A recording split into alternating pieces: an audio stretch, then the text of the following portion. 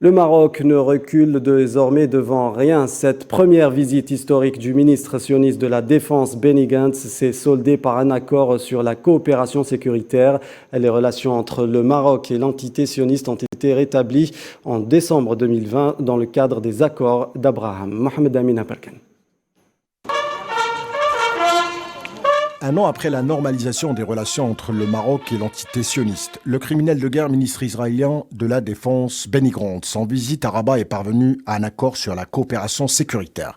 Un accord considéré par bon nombre d'observateurs de sans précédent en présence du ministre marocain délégué chargé de l'administration de la Défense nationale, Abdelatif Loudiyi. Par cet accord, le voisin de l'Ouest se voit faciliter l'accès et l'acquisition de technologies, lui permettant aussi de s'imprégner de l'industrie militaire sanguinaire de l'entité sioniste.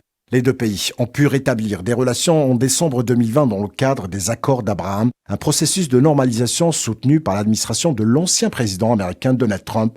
Dos au mur, Washington a tout simplement imposé au Maroc une normalisation de ses relations avec l'entité sioniste si elle voulait avoir les pleins pouvoirs sur les territoires occupés du Sahara occidental, soutenus par l'Algérie, au moment où le chef de la diplomatie américaine Anthony Blinken a porté lundi à Washington lors de sa réception du ministre de l'Extérieur marocain Nasser Bourita, un soutien appuyé au plan d'autonomie du Sahara occidental. La première visite d'un ministre israélien de la Défense au Maroc en pleine tension avec l'Algérie ne semble pas être une pure coïncidence. Par cette énième tentative, le Marzen désire montrer au monde, à leur propre population et à l'Algérie, mais aussi à l'Occident, qui continueront d'approfondir les relations avec tout ce que cela implique.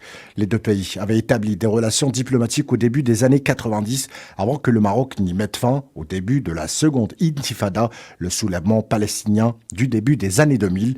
La visite de Benny Gantz intervient alors qu'Alger a rompu en août toute relation avec Rabat en raison d'actions hostiles du Royaume et que le Front Polisario a décidé il y a quelques jours d'intensifier sa lutte armée contre le colonisateur marocain.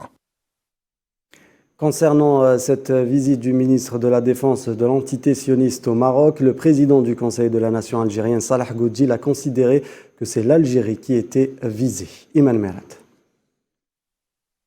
24 heures après avoir foulé le sol marocain, la visite du ministre de la Défense de l'entité sioniste Benny Gantz a été mal perçue par l'Algérie, ainsi que par d'autres pays africains opposés à cette expansion sioniste sur le continent.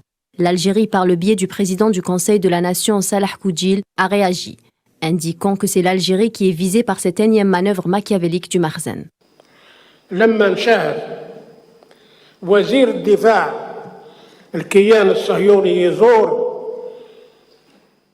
Aujourd'hui, les choses sont claires avec la visite du ministre de la Défense de l'entité sioniste au Maroc, après celle effectuée par le ministre des Affaires étrangères de cette entité dans ce pays voisin.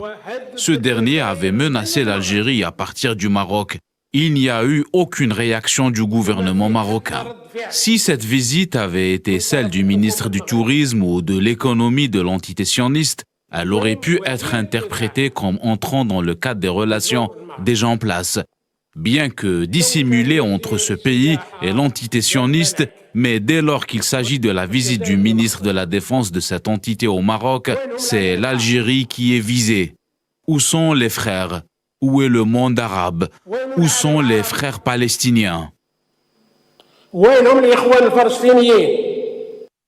La visite du ministre sioniste de la Défense Benny Gantz mercredi au Maroc a provoqué d'ailleurs la colère et l'indignation de plusieurs associations et représentants de la société civile au Maroc opposés à la normalisation.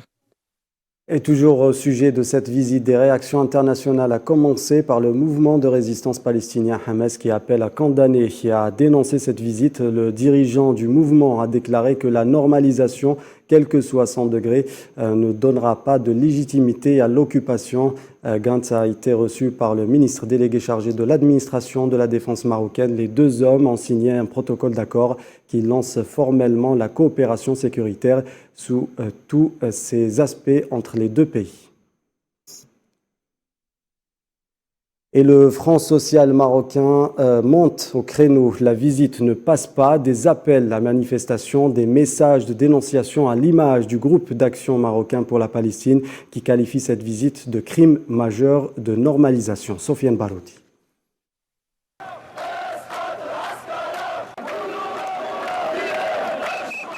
Des milliers de manifestants ont encore arpenté les rues des villes du royaume, malgré la répression qui s'abat contre des dizaines de militants incarcérés. Une grande mobilisation populaire en refus du pacte colonial scellé par la visite du ministre de la guerre sioniste au Maroc.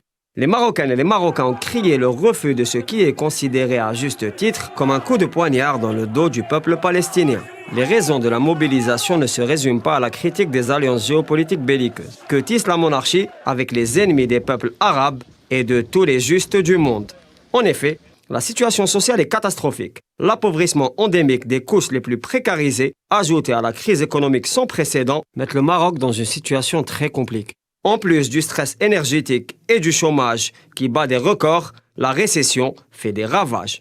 Le gouvernement de Aziz Akhnouch, déjà très impopulaire pour avoir saigné les classes laborieuses par l'application forcenée des consignes du FMI et par sa proximité criante avec les milieux oligarchiques, fait face à une situation de crise politique. Le mouvement social entre en écho avec la résistance du peuple du Sahara occidental pour faire valoir ses droits légitimes contre la politique du fait accompli colonial. La décision de la Cour de justice européenne, qui a statué sur l'interdiction de la pêche et de l'agriculture dans les territoires occupés, donne le la aux travailleurs marocains des secteurs agraires et piscicoles, particulièrement fragilisés par une politique d'exploitation forcenée au service des capitaux étrangers. Ce qui se manifeste par le non-respect de leurs droits les plus fondamentaux, liberté syndicale en tête.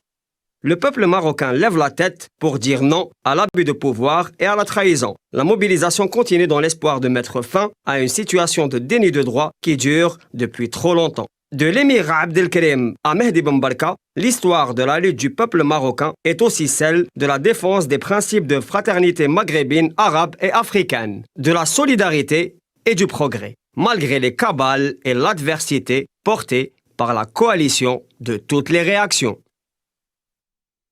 Et l'Algérie qui rappelle sa position constante à l'égard de la question sahraoui, le président de la Chambre haute du Parlement, Salah Goudjil, a été clair. La position de l'Algérie était et resterait inchangée.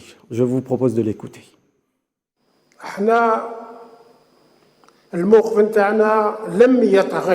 Notre position reste inchangée concernant le Sahara occidental. Il s'agit de l'autodétermination d'un peuple et l'Algérie a toujours soutenu l'autodétermination des peuples.